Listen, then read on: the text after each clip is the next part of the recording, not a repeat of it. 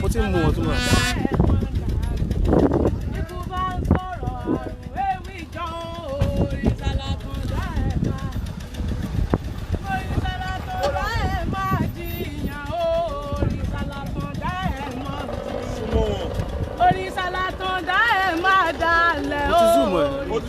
Mo ti zoom ẹ.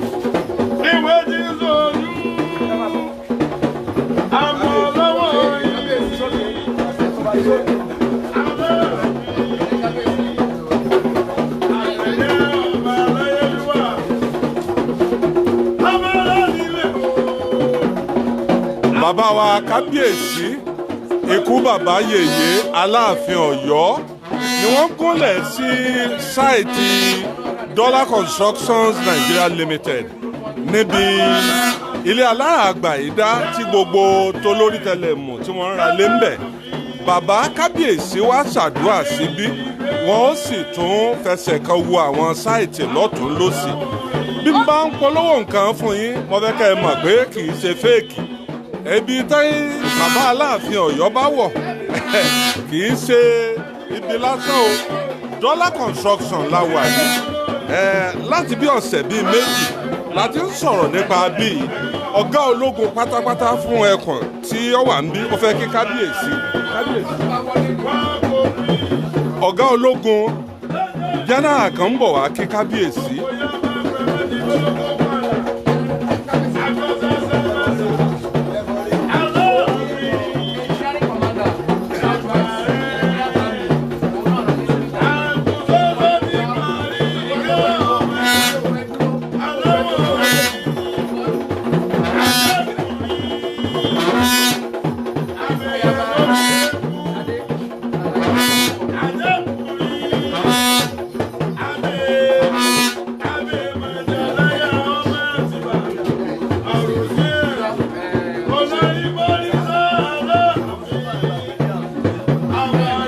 Bàbá wa kábíyèsí ikú bàbá yèyé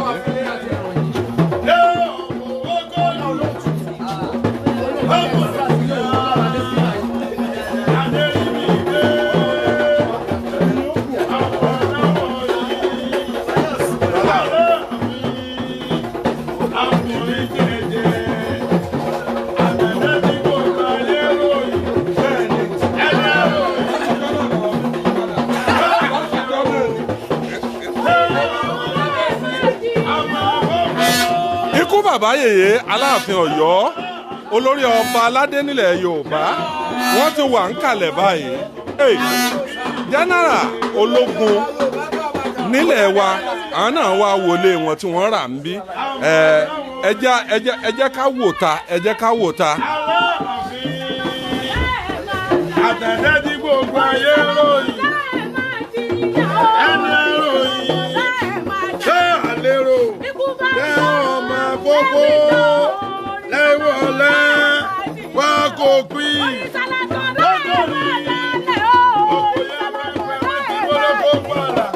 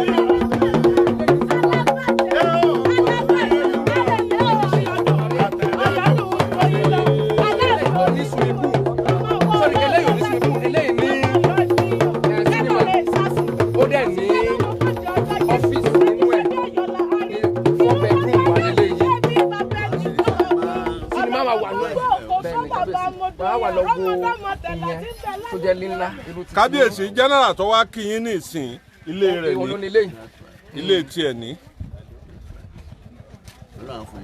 àṣẹ o àṣẹ o àṣẹ o àṣẹ o àṣẹ o.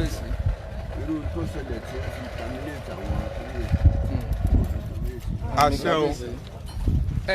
Kọ́lá lóòtú ní kẹ́ bá wọn ṣàdúrà sí ilé tóun.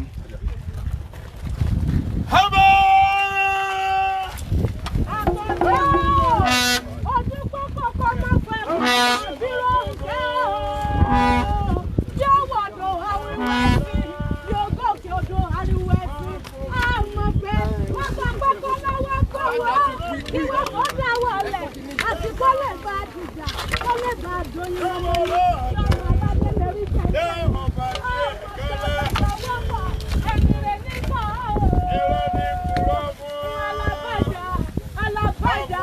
alábàjá jálẹ̀lẹ̀ ọ̀yọ́dún joyin lọ ikú tí pọ̀ mọ́ tí bàbá dúpẹ́ àrùn tí sọ̀mọ́ tí ìyá gbọ́dọ̀ gbìnì pátákó ẹ̀fọn kàkà tí ajá lẹ́nu dùn dúnlá láti ọyọ́ kúkú jó.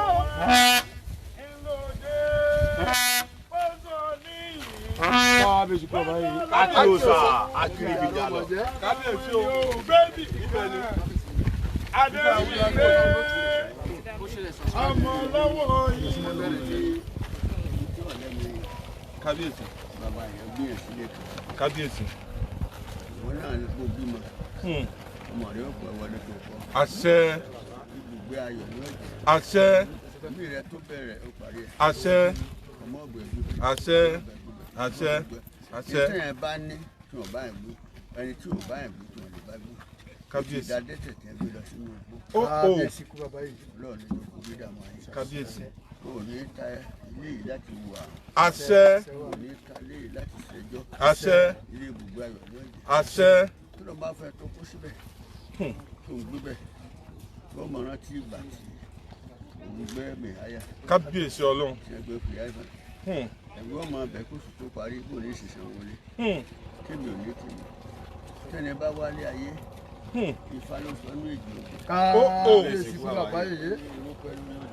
kábíyèsí egbò pẹ́lẹ́sẹ̀ òjìjà aṣọ àròrò ló pẹ́ lórí òjì lọ́jà orí gbàgbọ́ fún àgbààgbà mẹ́fà ṣe ń sọ̀rọ̀ kábíyèsí ayé ṣe ń sọ̀rọ̀ kí lẹ̀ ń lọ sílẹ̀ ó lé àwọn lọ́wọ́ àwọn lọ bímọ àwọn lọ kọ́lé àwọn lọ lọ́lá kábíyèsí onírọ̀ ni o gbogbo ẹni tó wá rí ayé ti fi kọ́lé o kábíyèsí gbogbo ẹni tó wá rí ayé ti fi bímọ o kábíyèsí gbogbo ẹni tó wá rí ayé ti fi joyè o ẹ máa rẹ lómi adu oyè lẹ́ẹ̀mẹ́wàá pẹ̀lú ó ó ọba wa látọ̀ pẹ̀lú òkú ọlọ́run tó bá látọ̀ ilẹ̀ ilé tó pọ̀ yìí sọ̀rọ̀sọ̀rọ̀ ní ìwà pẹ̀lú ẹ̀ tó pẹ́ bẹ́ẹ̀ ni bàbá èyí tó wá sí ojú àwa náà ló ti dá sí wa. àṣẹ ẹ pẹ́ fún wa Olódùmarè gbọ́ níta sọ ẹ̀yin kẹ́ fàdúrà sí bá a ti máa ń sọ ní a lè má gbọ́n a lè má nà á. kábíyèsí kábíyèsí ẹ dákun gbà fún wa. kábíyèsí wàrà ń wúrẹ́ jẹ́ kí lèyí kó rinlẹ̀ owó tó fi sílẹ̀ tó fẹ́ fi máa tọ́ owó wà ní. àṣẹ wọ́n ní irú òkú ọbẹ̀. àṣẹ àṣẹ ilé ayọ̀ yẹn. àṣẹ. nípa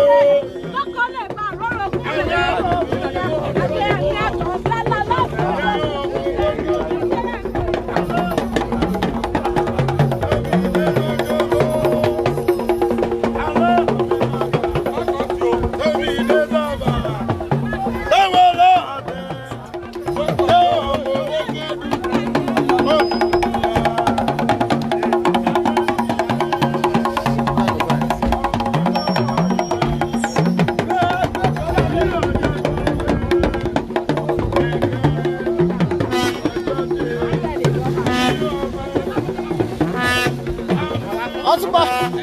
Ṣé kébì? Ó yá.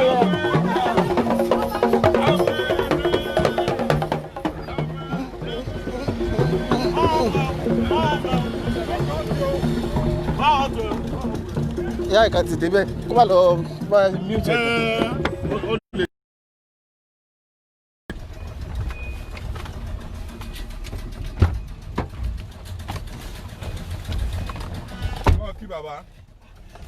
Àtàndá olójú mọ́wọ́ mi mọ́ torí pé ojú rẹ̀ ò ṣẹ́wó ni gbogbo aráyé gbọ́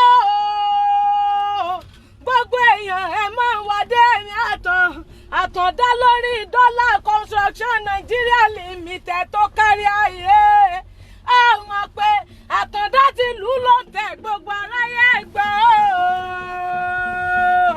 ikú tí pọ̀ mọ́ tí bàbá dúpẹ́ àrùn tí sọmọ tí ìyá ò gbọ́dọ̀ gbìn ní pátákó ẹ̀fọn kàkà tí kájà lẹ́nu ní oko àlàkẹ́ ni wọ́n àjíbọ̀rọ̀ máa jẹ́ bí ọ̀rọ̀ yọ àwọn pé àpagbẹ́ bí Ṣàngó bá pààyàn àpagbẹ́ ni kábíyèsí Aláàfin Ọ̀yọ́ bí Ọ̀yọ́ bá pààyàn àpagbẹ́ ni ọba kú bàbá yèyé olórí aládé nílẹ̀ Yorùbá ni wọ́n wá sí iléeṣẹ́ Dollar Constructions Nigeria Limited níbi tí onípòjìpò ti ń ralé níbi tí onípòjìpò ti ń ralé tí wọ́n ń ralẹ̀ ibi tá a wí yìí kìí ṣe pé bóyá bẹ̀ǹsẹ̀ tàbí nǹkan kan o kábíyèsí wá ṣàdúrà síbẹ̀ ìyẹn ni wọ́n sì bẹ́ẹ̀mí gan ṣàdúrà sílé mi tuntun ní tí mo ẹ̀sẹ̀ rà ń bẹ̀ ìwúre tí kábíyèsí ṣe fún wa lónìí Kọ́lá Olóòtú Ọlọ́run jẹ́ ọmọ mi tó bá mọ́ mi tán kọ́ mọ́ ọmọ mi èyí ni èyí tó dàbí rẹ̀ ni pé gbogbo ẹ̀yin olólùfẹ́ iléeṣẹ́ Dollar Constructions Nigeria Limited tẹ́ ẹ fẹ́ ra ilé sínú estate yìí ẹ má jẹ́ ó pẹ́ o ẹ má jẹ́ ó jìnnà torí wípé wọ́n ní abímọ lánàá ọmọ ń pè láńgbé wàràwàrà kọ́ mọ̀ ya abímọ lánàá ọmọ ń pè láńgbé wàràwàrà kọ́ mọ̀ ya àsìkò yìí náà lẹ lè ra tiyín ẹ rí i pé látòkè tá a ti ń bọ̀ ntọ́kọ̀ ti ń bọ̀ odidi ìlú kan ni wọ́n fi jin ìjọba ìpínlẹ̀ Ọ̀yọ́ ẹnjìnìá Ṣèyí Mákindé ló fi ilẹ̀ bíi jin iléeṣẹ́ Dollar Construction Limited Nigeria Limited torí pé tí èèyàn bá ra lẹ̀ síbí tí kì í bá ṣe pé ẹni tó nípọn láyà bí ó rẹ̀ kò lè rí lẹ̀ rà ń bí o torí pé lẹ̀ bíi wọ́n àwọn olówó àwọn mílíọ̀nìà ilé tí mo fi ń hàn lẹ́ẹ̀kan tí kábíyèsí kọ́kọ́ ṣàdúrà sí ilé jẹ́nẹ́rà ní ọ̀gá ológun tí a bá sì ń sọ̀rọ̀ nípa ọ̀gá ológun òun ló jẹ́ olóòtú àgbà fún gbogbo construction fún gbogbo àwọn sọ́jà ní gbogbo south west wa ń bì àwọn náà nílé ń bì ẹ mọ̀ wípé bẹ́ẹ̀ yẹn ọba lu jìbìtì bọ́ bá lo ológun jìbìtì rẹ̀ dópinu mo fẹ́ kẹ́ ẹ fọkàn yín balẹ̀ kẹ́ ẹ sì mọ̀ wípé iléeṣẹ́ Dollar Constructions Nigeria Limited ó yàtọ̀ fún gbájúẹ̀ o ó sì yàtọ̀ fún onípọ̀símọ́tò àbìlọ́kíá iléeṣẹ́ yìí iléeṣẹ́ táwa fọkàn balẹ̀ lórí ẹ̀ ní tá a sì nígbàgbọ́ pé bọ́ ọ bá ra lé síbì ò ní kábàámọ̀ ilé tá à ń wò lọ lọ́hùn-ún ilé ọba alé ni ó ní swimming pool ó ní gbogbo ẹ̀ òòsà òkè jẹ́ńdà bí onílé yìí ẹ̀ta lọ́mọ̀ọ́yà tí onílé jẹ kó tó dà bẹ́ẹ̀ ọmọ yìí gbà lẹ́nu mi kọ́ sọ́dúnrìn. máa pé òrìṣà látọ̀dá ẹ̀ máa dalẹ̀ o òrìṣà látọ̀dá ẹ̀ máa jiyàn òrìṣà látọ̀dá ẹ̀ máa dalẹ̀ o òrìṣà látọ̀dá ẹ̀ máa jiyàn bíkú bá ń sọ̀rọ̀ àrùn ewì jọ òrìṣà látọ̀dá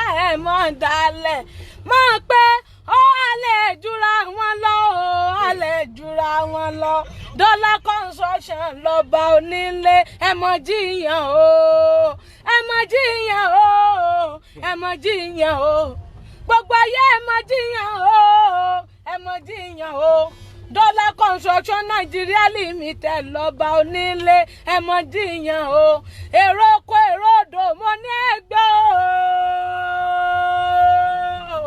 àtọ́tọ́ arére káyẹkáyẹ mọ́kẹ́ mọ́ àjẹgbòde. báyìí ọmọ mi akéwì jáwé. káyẹkáyẹ mọ́kẹ́ mọ́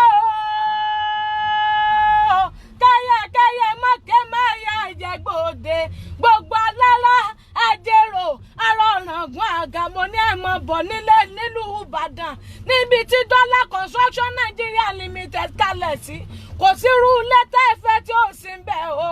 Aláàfin Ọ̀yọ́ ọba Adéyẹmí Pankọ́pẹ́ ọmọ Bíròǹkẹ́ ti fàṣẹ sí ọmọ pé gómìnà wa nípínlẹ̀ Ọ̀yọ́ olùlọ́tẹ̀ ni mo ní ẹ̀ mọ́ bọ̀ ẹni tó bá mọ̀nà ní ẹ̀ tẹ̀lé o. Dollar Construction Company òǹlọ́bà onílé ní sáà táwa yìí bá mi Kọ́lá Olóòtú ọmọ Àdágbánijà bàbá ti lù lọ́tẹ̀ wọ́n ti fàṣẹ ti sẹ́ mọ́ pé Akọ́láwọlé kò ní rẹ̀rà tí ó lọ́mọ náà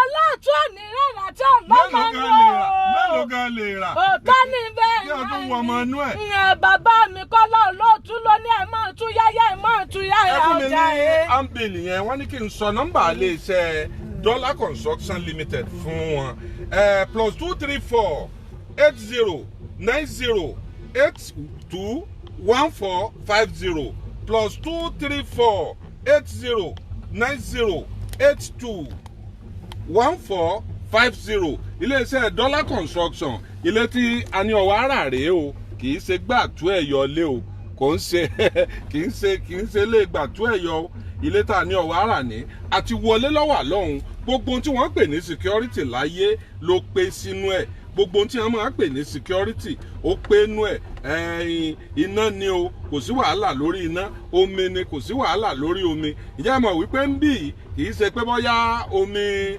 ẹ̀rọ ni wọ́n mọ̀ dúró dè kí wọ́n tó lomi ó ti o ibi tá a wà yìí bá a bá sì ń sọ̀rọ̀ nípa estate ní Ọ̀yọ́ state yìí mọ́lẹ̀ oṣooṣì àfẹntí ọ̀bá ní lébáláyé kò pé méjì ní gbogbo ìpínlẹ̀ Ọ̀yọ́ yìí Dollar Construction Limited ilé ìgbádùn ìkànnì ń kọ́ lọ́lọ́ọ̀kan o àwọn lóko àti àwọn èèyàn pàtàkì gbogbo àwọn aráàlú òyìnbó ibi ni wọ́n ara lẹ̀ sí èé ṣe tí wọ́n ara lé síbì wọ́n ní wọ́n ń fẹ́ èyí tí wọ́n ń pè ní security èmi yá gbọ́n ọ̀yá amúlétì ọ̀gá sọ́jà pátápátá general Ọlọ́run ti ṣe security tèmi wọ́n mọ̀ kó bọ̀ sọ́wájú ilé mi ni tí wọ́n èkú láyé ibi yìí kọjá àbí tó lè ti tafiri security ibi #1 ni bàbá sì ń sọ̀rọ̀ nípa pé à ń sọ̀rọ̀ nípa igbándogóje ni èrò ọ̀wájà kò sí ọ̀rọ̀ nípa pé ẹnìkan wá kórì ìwọ̀n yí òun wá bì òun wá jalè ni àbí òun wá ṣe nǹkan kan tí kò gbófin rú tí ò gbófin mu níbí kì í ṣe irú ibi tá a wà yìí ẹ wo ilé wọn kọ́ lọ yìí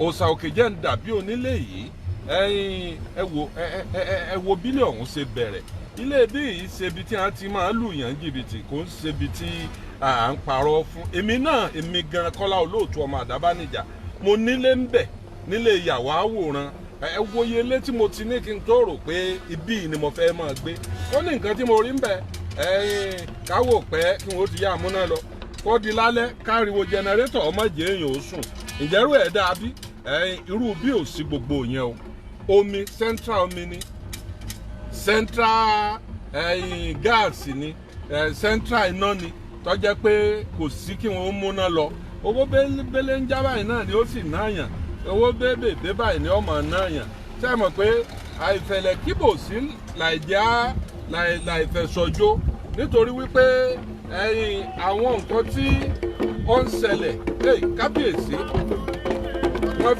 fẹ́ wá ṣàdúrà síwájú yìí kábíyèsí.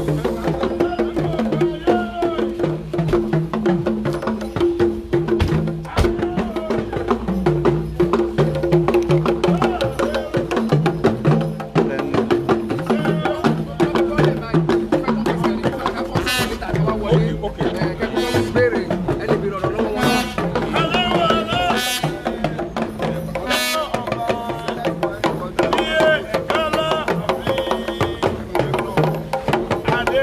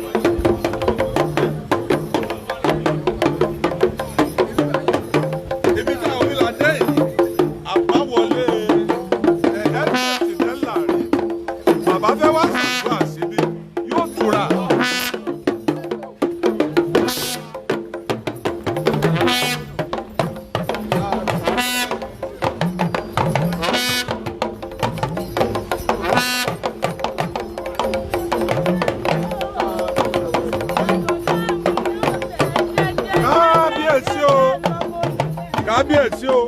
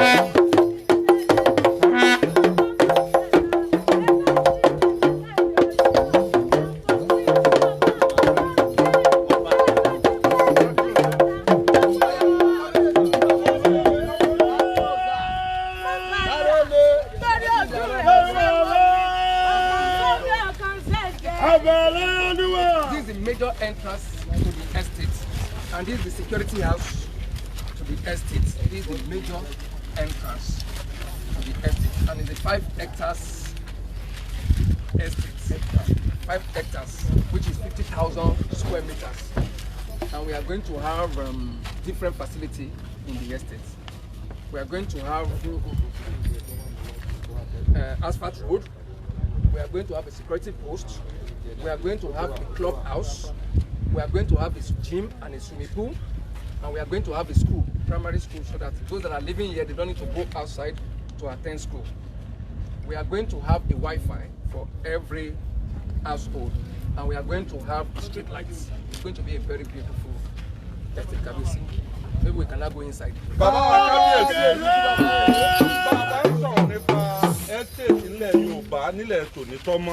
Mi ò sọ ọ̀la o ní àwọn facility tí ó wà náà bí kò tí ì sí estate kankan ní ọ̀dọ̀ wa ń bì nípínlẹ̀ Ọ̀yọ́ wa ń bì tó lè fẹ̀gbẹ́kẹ̀gbẹ́ pẹ̀lú ẹ̀ nítorí wípé àwọn ẹni mo bi wọ́n léèrè pé èyí ṣe tí wọ́n gbé nǹkan tó dáa tó báyìí wá wọ́n ní ọlá Ọlọ́run ọlá kábíyèsí ọlá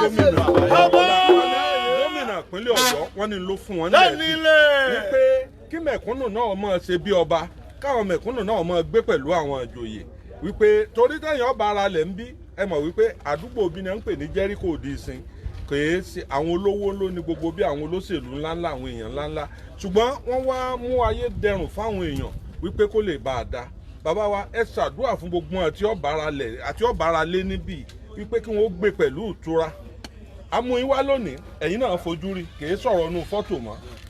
ẹni lákọ̀ọ́kọ́ náà ọmọ mi tí ó ti dábìrà sábùjá tó pọ̀. Ó ti dábìrà sábùjá tó pọ̀ bẹ́ẹ̀ ni. Ó sì sún mọ́ mi. Kábíyèsí Ọlọ́run. Ọjọ́ máa ń sọ̀rọ̀ ṣùgbọ́n ọ̀rọ̀ tí yẹn bá sọ ó fi tọ́lọ́ wọn. Kábíyèsí Ọlọ́run. Gbogbo ọkàn mi ni pé mo ti sọ fún mi ìyá rẹ̀ ni tí ó lè wà pẹ̀lú rẹ̀ tí ó ṣe kaba ẹ̀fọ́ yọ̀ tó wà sọ.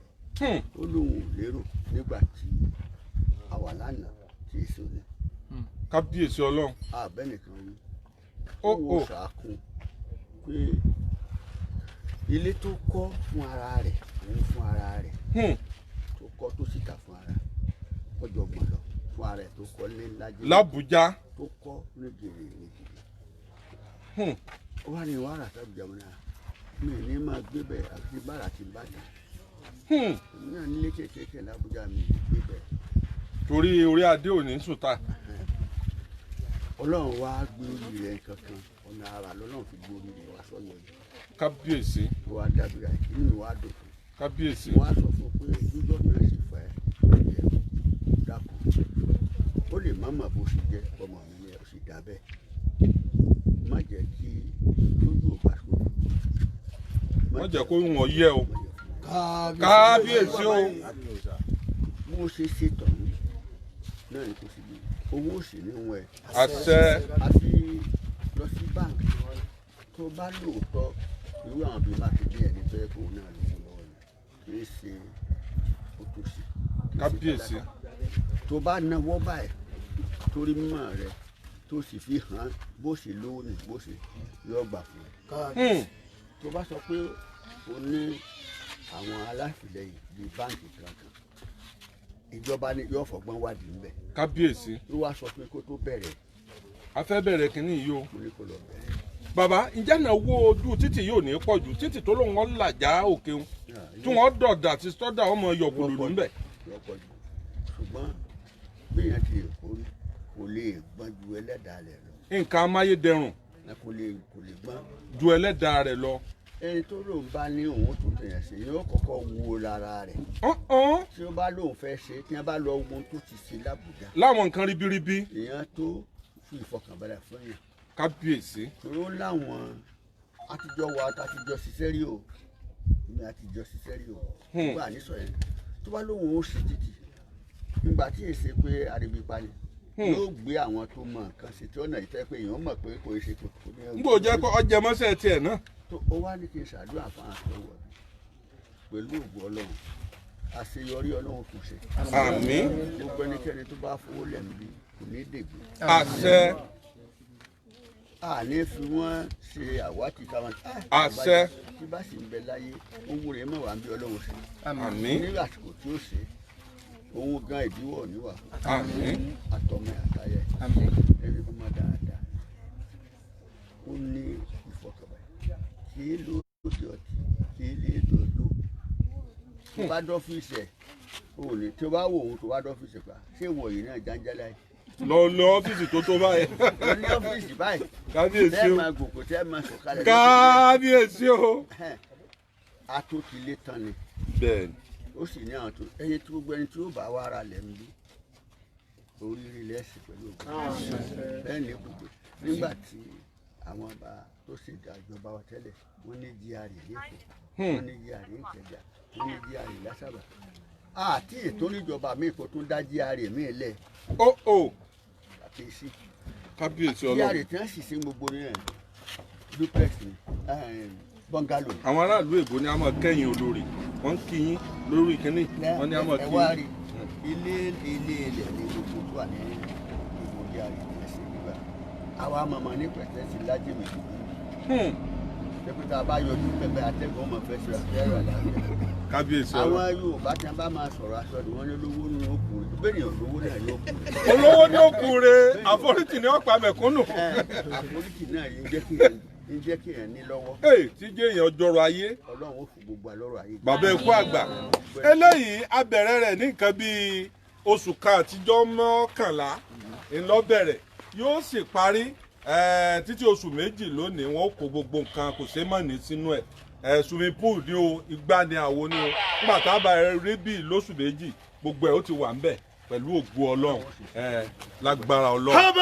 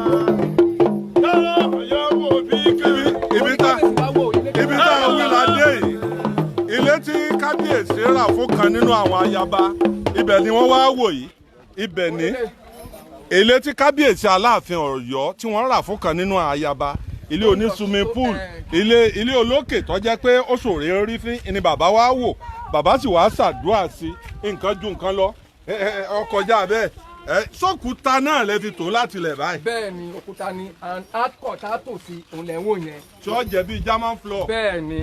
ọ̀dà kábíyèsí fẹ́ ṣàdúrà fún ilé olórí ọlọ́mọdé èèyàn béèyàn burúkú gbé béèyàn ó tiẹ̀ gbélé kéèsè pé Tàfíkì ọ̀pá ìyàwó rẹ̀ ẹ̀yà ará àdúgbò ẹ má dáwọ́ irú ẹ́stéètì bíi béèyàn bá yọjú nǹkan rẹ̀ ní ọ̀kọ̀ọ̀kan rí láàárọ̀ yóò ra yaba yóò rè èèyàn gidi ńbẹ̀.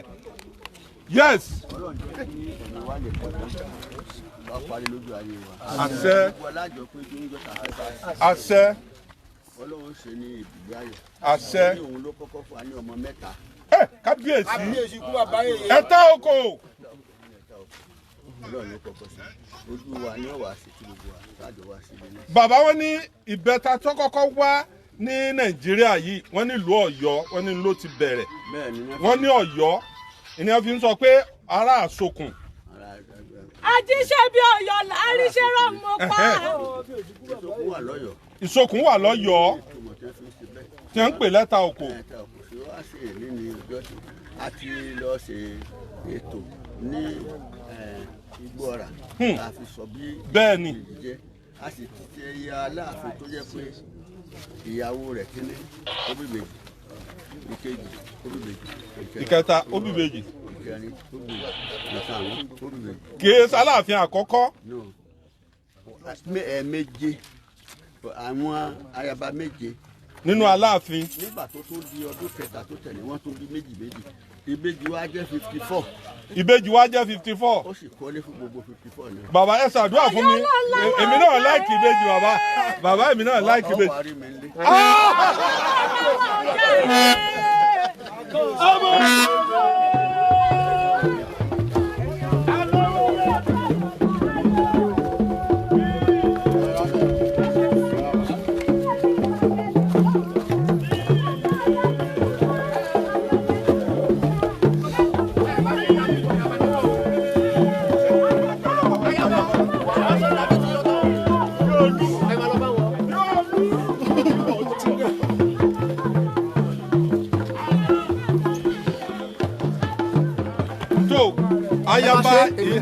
ayaba ìyá ẹ̀ta àwọn tó ní ìyá ẹ̀ta tó ní ilé tá a wà yìí àwọn báwo nínú yín ṣe rí lónìí ayaba kábíyèsí. kábíyèsí wọn ṣe kan tó jọ mí lójú. kábíyèsí o. àtẹ̀wọ̀n àti dọ́là tọ́jú kan pa tọ́jọ́ ń dé pé mo fẹ́ rù kọ́ báyìí. surprise wọn fi ṣe fún yín lónìí. bẹ́ẹ̀ni. kábíyèsí bẹ́ẹ̀ bá wo ìpìlẹ̀ eléyìí bó ló ṣe rí lára yín. in fact ó solid gan ẹ bá ti rí gbogbo ẹ ti máa. ó solid. ọ̀dà ẹ̀mí yín ni ó gbé bẹ́ẹ̀ o àjọ sí ni o ẹ̀yin bá a ṣe ń sì ti yín láàmú sí tiwa náà àdúpẹ́ o ẹ bá wa káwọn ẹ̀ta òkú.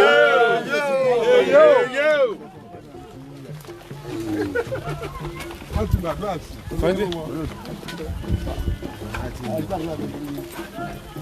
ọmọ tó yẹ máa ń tẹ̀lé káńtẹ̀ wà lọ́dún wà láàrín rọ́bìnì káàbà.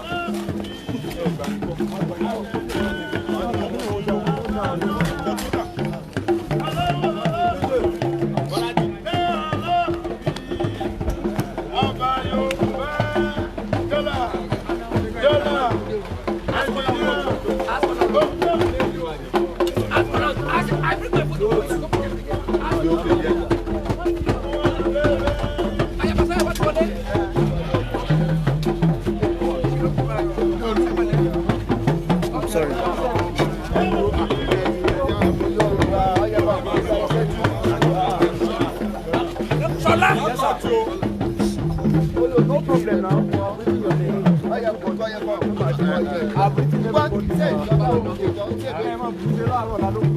Gbọ́mọ̀ èkó kéwì díẹ̀. Gbogbo aráyé máa ń gbọ́ o. Gbogbo èèyàn mo ní ẹ̀fì fẹ́ràn orin mi. Akọ́dáwọlé olóòtú ti di ọmọ Adábánijà. Bàbá mi eré rà. Dáwọ́ sọ pé yọrẹ tí ẹ lọ́mọ nù. Gbogbo ayé máa ń bọ̀ wá o. Lórí Dollar Construction Nigeria Limited. Ibẹ̀ wọ́n ti ń talẹ̀ kó pójú òun o. Ibẹ̀ wọ́n ti ń talẹ̀ tó kójú òṣùwọ̀n ọjà rẹ̀. Dájà ńlá dájà ṣe é ti gbọ́ o. Dájà ńlá dájà gbogbo aráyé gbọ́. Ewì gùn ọ́. Dájà ńlá dájà gbogbo aráyé gbọ́ mo ní ẹ̀ máa ń bọ̀ lọ́dọ̀ tiwọn. Wọ́n sọ pé tọ́jà bá sí létí paramọ́ lẹ̀ bọ́rọ̀ òde. Ẹ̀kọ́ láwọlé o. Eléré kéékèèké ò gbọ́dọ̀ mọ ṣeré níta Dollar Construction Company ó jáde. Ikú ẹlẹ́rìn mo ti débẹ̀ mo mọ tó wọ́n ń wí. Ẹ̀kọ́ láwọlé mo débẹ̀ mo mọ tí owó ń sọ. Aláàfin Ọ̀yọ́ ti débẹ̀ ó jáde. Aláàfin Ọ̀yọ́ nílé nì. Kọ́lá olóòtú nílé nì. Ọ̀gá ológun pátápátá fún South West wa ó nílé níbi tá a wà yìí. Jẹ́nẹ́rà nílé níbi tá a wà yìí. Gbogbo yín kí ló wá kù o. Ẹ̀rù kankan ò sí bí kankan wọ́n sọ pé tí ọmọdé bá débi ẹ̀rù yóò bá ní gbogbo yẹn máa ń wí. Ọ̀gá ológun nílé níbí yóò. Security wà. Security tó pọ̀ jaburata. Adéyẹmí Àtàndá mú bànjà. Wọ́n lọ́wọ́ ẹ̀bọ̀n lẹ́ẹ̀kún ọmọ Bírónkẹ́. Adéyẹmí bàbá mẹ́ta. Àtàndá bàbá àbẹ̀jà Àtàndá wò mí. Gbayì. Àtàndá ṣe òun lọ rẹ̀ bọ̀ ọ̀sùn. Wọ́n lọ. Fífà rẹ̀ bá fọ ọ̀rẹ́ tátàndá òfòrè ńkọ́. Mo sọ pé Àtàndá máa wò mí mọ́ ojú rẹ̀ ọ̀sẹ̀ wo ni. Ọ̀dà ẹja bá aláṣẹ àgbà. Sọ́mi ọ̀kan Ẹja ṣẹ̀jẹ̀ o. bá aláṣẹ àgbà fún iléeṣẹ́ dọ́là. Ẹja bá wọn sọ. Ẹja dúró báyìí náà. Òkè àràfà àwọn oṣù mi kò yọ ọ̀sẹ̀ tó kọjá. Níjó ni. Oyè ọ̀sẹ̀ tó kọjá ní bàbá. Yes, aláṣẹ àgbà fún dọ́là international ẹ bá wa pa rédíò àwọn security yẹn pé wọ́n kí wọ́n wá gbà. Iṣẹ́ ti bẹ̀rẹ̀ ní pẹrẹu. Àwọn oníkòjìpò àwọn aráàlú òyìnbó sì ti ya lu bí wọ́n ti bẹ̀rẹ̀ sí ní béèrè fún rírà. Bá a bá bí ni àwọn àǹfààní wo lẹ tún sọ pé wọ́n jẹ táwọn èèyàn máa jẹ bí àǹfààní. Ẹ ṣeun. Ẹ súnmọ́ wọn. Ẹ ṣeun gan. Ẹ mọ̀ pé àwa tá a lára bá kí n lè sọ̀rọ̀ jù. Olè ìpolówó èlé sọ̀rọ̀ Ọlọ́run sáà mọ̀ ṣe wá lásán. So ibi báyìí is a place to reckon with. Ìtumọ̀ pé ibi tí èèyàn máa fẹ́ kán mọ̀ pé ibi tó ń gbére. Ẹ mọ̀ pé téèyàn bá ń gbébì kan tí ọ̀rẹ́ ẹ̀ bá lóun bọ̀ wá kí n lé yóò nù dúró dèmi sóòtẹ́ ẹ̀ báyìí màá wá bá ẹ̀ ń bẹ̀. Kábíyèsí. Torí yóò máa fi lé ẹ̀ pamọ́. But ibi báyìí àwọn èèyàn náà rí àwọn tí wọ́n ń ralé sí bíbá yìí kì í ṣe àwọn tá a lè lọ fowó bẹ̀ kó wá. A lè fowó bẹ̀ brigadier general kókó wá. Láíláí. A lè fowó bẹ̀ Aláàfin pípọ́n wá. Láíláí. Àwọn èèyàn náà ti rí fúnra wọn. Wọ́n sì rí ilé Kọ́lá Olóòtú ń bẹ̀. Wọ́n sì rí ilé Kọ́lá Olóòtú tí Aláàfin ṣàdúrà sí tí ikú bàbá yèyé tó ṣàdúrà sí ilé Kọ́lá Olóòtú. We are happy to bring this project to Oyo State, Ibadan. And secondly, Alaafin said something tínú mi dùn. Alaafin wọ́n sọ̀rọ̀ kan ọ̀rọ̀ tó ń dẹ̀ sọ ni wípé wọ́n ti rí ká ti ṣiṣẹ́ ní Àbújá. Bẹ́ẹ̀ni.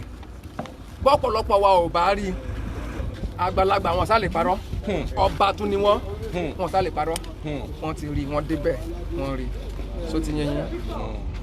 Àwọn facility wo ni àwọn nǹkan táwọn èèyàn máa jẹ láǹfààní nínú bíi dọ́là náà lẹ̀ ń wò yìí o nǹkan ju nǹkan lọ nǹkan gbé nǹkan hánu ibẹ̀ lẹ̀ ń wò yìí o bí lèèyàn ó ṣe rí tí wọ́n bá parí ẹ̀ ní swimming pool ni o ìgbàdógóje ni o èrò ọ̀wájà ni o nǹkan kan ni o ẹ sọ̀rọ̀ ẹni nípa aná kò ní sí yọnu ẹni nípa security kò ní sí yọnu àwọn nǹkan wo ni wọ́n tó jẹ láǹfààní. Kò sí nǹkan a máa ṣe títì ọlọ́dà tó máa da gerege.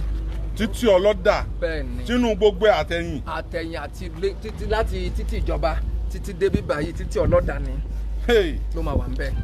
Secondly a máa ní public swimming pool tó máa wà níbi club house pẹ̀lú gym house. Tí kálukú lè wá wẹ̀ ń bẹ̀. Bẹ́ẹ̀ni in case ìwọ tó bá ra 3 bedroom tílé rẹ ò ní swimming pool bí tọ̀dọ̀ wa. tílé tí ò ní swimming pool bí ti tọ̀dọ̀ àwọn Kọ́lá Olóòtú òwò náà wà ní swimming pool títí ẹ gan tóbi ju títí wọn lọ. Ọlọ́run ọbẹ̀ nìkan nínú jẹ́ tó jẹ́ general. bẹ́ẹ̀ni Ọlọ́run ọbẹ̀ nìkan nínú jẹ́ and ìwọ tílé ò bá ní gym public gym wà ìwọ tílé ò bá ní cinema public cinema wà àǹfààní kan lè máa jẹ the only difference wípé ìwọ wà kàn kúrò nílé ẹ wà lọ sí club house tí àwọn Kọ́lá Olóòtú tí àwọn máa wà nínú ìyàrá títí wọn láti máa jẹ gbogbo gbádùn yẹn that is the only difference tèmi rí ń bẹ so ti yẹn and. ẹ̀yin tẹ́ ń béèrè fún nọ́mbà dọ́là +2348090821450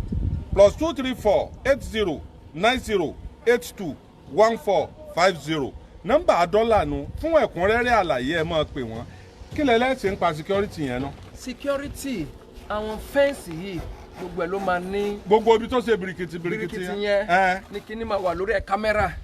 iná sì ń bọ̀ ń bẹ̀. iná sì ń bọ̀ ń bẹ̀ security wire tó máa ń níná yẹn ó ń bọ̀ ń bẹ̀.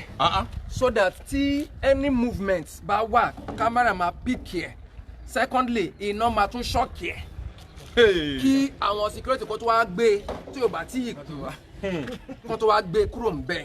kọ́gà ológun ó tó pé òun wá fẹ́ ra lé síbi òun fẹ́ irú security àǹfààní mo rí àwọn mọ́sìnì power bike ńláńlá tẹ̀ ń kó jáde kúrò nínú tírélà ń jò ní ìkílẹ̀ fẹ́ fìyẹn sí. àwọn yẹn tí wọ́n máa fi máa monitoring la máa ń pè àwọn yẹn ló máa monitor gbogbo fence.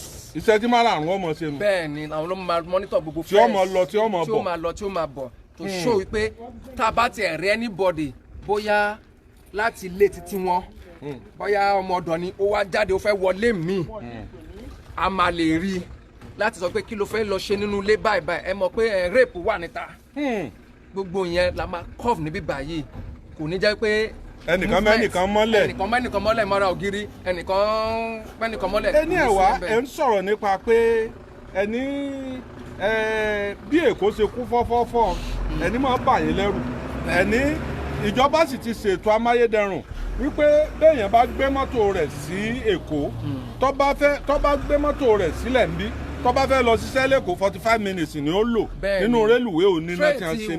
tí ó bẹ̀rẹ̀ iṣẹ́ ní December yìnyẹn òun ṣe nǹkan tí wọ́n lè. kìí ṣe story mọ́. kìí ṣe story náà pé báyà máa sọ pé irọ́ ni ó wà lẹ́kùlé mi kékeré kan trade ti wà from Abuja from Ìbàdàn to Lagos tó jẹ́ pé tó bá ń ṣiṣẹ́ ní Èkó tó ń gbé níbí báyìí ẹni tó wà ní Ìkẹjà kó tó dé island ẹ̀yin máa ti dé island tẹ́tí máa ṣiṣẹ́ lọ. bẹ́ẹ̀ ni ẹ ti dé Ìbàdàn. ẹ ti dé tẹ́ bá pé ẹ̀ ń bọ̀ láti Ìbàdàn ni ẹni tó wà ní island tó ń ṣe island ẹ̀yin ó ti débi iṣẹ́ yín Ìkẹjà bẹ́ẹ̀ ni tí kóòmù tó débẹ̀. ẹ ti máa sùn ní Ìbàdàn ẹni tó sì wà ní tó ń lọ láti island sí Ìkẹjà yóò sì wà nínú ẹni wọ́n ṣe car park sí támínà rélùwé débi pé bẹ́ẹ̀yàn bá gbọ́kọ̀ rẹ̀ bẹ́ẹ̀ wọ́n tún bá fọ́ kó tó dé ní lọ́fẹ̀ẹ́. bẹ́ẹ̀ ni náà sẹ́ẹ̀rì ìjọba tó wà ń ta yìí kó má di pé báyà à ń sọ̀rọ̀ ìjọba jù. kó má dàbí ìpolówó. kó má dàbí ìpolówó fún ìjọba they mean well for the citizens. so ti yẹn tẹ́ bá páàkì mọ́tò yín sí Àbújá fún sí Ìbàdàn for instance tẹ́ ń lọ sí Èkó lọ ṣiṣẹ́ ẹ máa páàkì mọ́tò yín tẹ́ bá dẹ̀ close ní 6 o'clock tẹ́ ń padà bọ̀ sí Ìbàdàn ẹ máa wá gbé mọ́tò yín padà ní terminal ni all over the world bọ́n ṣe ń ṣe náà nìyẹn the same thing the government is doing here. kábíyèsí. lẹ́yìn yẹn nǹkan tó yẹ ká tún fojú sùn tó yẹ ká fojú sùn dáadáa òun ní dry port tíjọba àpapọ̀ tó ń ṣe lọ́nà mọ́níyà. ibẹ̀ ni dry port ó wà. báyìí ni ibẹ̀ ni dry port ó wà. ẹni tí a bá lóòdù tán láti Èkó gbogbo kọ̀ńténà pátápátá inú rélùwé ni ọmọ wà. bí ship ṣe ń bọ̀ láti anywhere in the world. wọ́n máa já sínú rélùwé. Europe ni o America ni o Asia ni o anywhere tó bá ti ń bọ̀ Middle East ni o tó bá ti ń dé Èkó báyìí wọn ò ní já wọn kọ̀ńténà yẹn kalẹ̀ sẹ́kọ̀ọ́ wọ́n dálẹ̀ sínú train máa gbé wá sí dry port. tó wà ní Ìbàdàn bí. tó wà ní Ìbàdàn ní kálukú ọba máa lọ náwó gbé tiẹ̀. ní Lálùpọ̀n oníkálukú máa lọ máa gbé títí ẹ̀ àwọn expatriate tí ó wọlé bẹ́yàn bá ra lé níbí báyìí tí ò bá fẹ́ gbé bẹ́ẹ̀ owó gidi ni ó fi gbé kalẹ̀ fáwọn expatriate náà. bẹ́ẹ̀ ni tó wó gidi tó jẹ́ pé expatriate rẹ̀ àwọn òkè sanwó ọdún kọ̀ọ̀kan. àwọn òyìnbó wo lẹni ẹ dáṣẹ́lẹ̀ sí gbogbo ọ̀nà tó géètì láti tó géètì ẹni tẹ́ fẹ́ dẹ́kọ̀ bẹ́yàn fẹ́ filẹ̀ ṣògùn kò fẹ́ lè rí ń bẹ̀ mọ́. bẹ́ẹ̀ ni Sorry, from Lagos to Ibadan. Ìjọba Ọ̀yọ́ state wọ́n ní free trade zone tí wọ́n ní síbẹ̀ ẹ lọ bẹ̀ fúnra yín ẹ lọ wò àpolówó fún wọn o but àwọn tó ń ṣiṣẹ́ ń bẹ̀ ibìkan ni wọ́n gbé o torí wọn ò tí bẹ̀rẹ̀ iṣẹ́ wọ́n kàn sí ṣiṣẹ́ ni ibìkan ni wọ́n gbé o ọ̀nà Ìbàdàn sẹ́kọ̀ọ́ náà ìjọba ní industrial estate síbẹ̀ àwọn tí wọ́n wà á ṣiṣẹ́ ibìkan ni wọ́n gbé o kó tètè take advantage so that kí àwọn expatriate yẹn kan lè rí ọ̀dọ̀ ẹgbẹ́ sí. ọ̀dà ẹni ẹ̀ wá ẹ tún gbọ́ nọ́mbà abẹ̀ lẹ́ẹ̀kan sí i +234 80 90 82 1450 +234 80 90 82 1450 ẹ pé alága àgbà fúnra yín ni mo fẹ́ kẹ́ ẹ gbé pàápàá jùlọ àwọn aráàlú òyìnbó tí wọ́n fẹ́ pè yín wọ́n ní ṣé nọ́mbà yẹn wọ́n ní ṣé ó ní whatsapp. ó ní whatsapp. ẹ sì lè pè wọ́n lórí whatsapp bọ́ bá wù yín. bẹ́ẹ̀ni wọ́n lè lọ sí sáìtì wa www.dollarconstruction.net láti lọ chẹ́kì. www.dollarconstruction.net. adúpẹ́ ẹ̀pẹ́ òkun èyí la mú wá fún yín lẹ́ni ẹ pàdé mi lórí rédíò lọ́la tá a mọ̀ tún fọ̀rọ̀ jomitoro ọ̀rọ̀ ń pa ẹ̀ kì í ṣe dẹ̀ ń ṣe mọ́ o nàláì níjọ nàtúrù ọba kọjá mọ́yàn lọ èyí mọ̀ nàtúrù lélẹ́yìí o mo fọ́kọ̀ mi sí mo sáyẹ̀nsì tèmi náà tiẹ̀ nílé ń bì wọn ò bíráìbù mi wọ́n ra lé ní o mo rà á ní o.